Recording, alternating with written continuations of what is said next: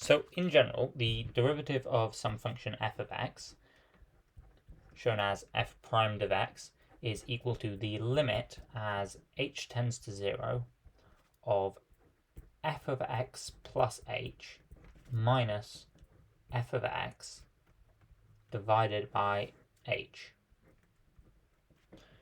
So the derivative of sine of x is going to equal the limit as h tends to 0 of sine of x plus h minus sine of x divided by h.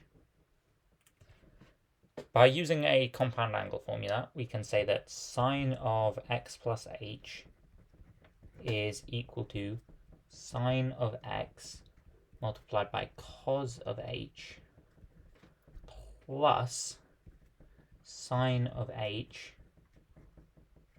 multiplied by cos of x. And from small angle approximations, we know that for small theta measured in radians,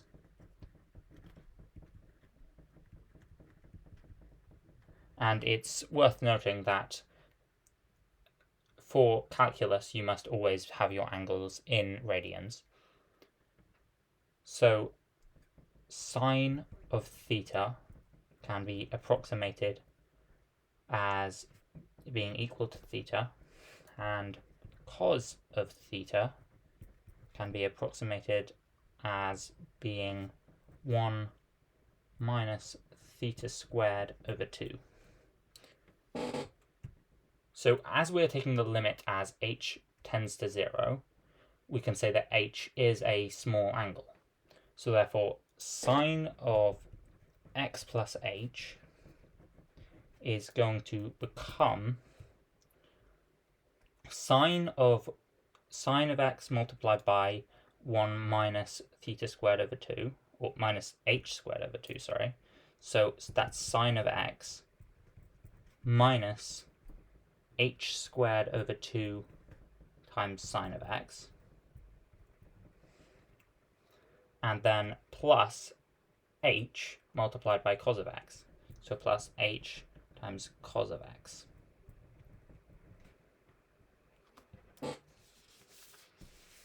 So if we put this back in our formula for the derivative of sine of x, we get that sine primed of x is equal to the limit as h tends to 0 of sine of x minus h squared over 2 sine of x plus h cos of x minus sine of x over h. Now these two the sine of x and the minus sine of x will cancel out, which leaves us with the limit as h tends to 0 of h cos of x minus h squared over 2 sine of x divided by h.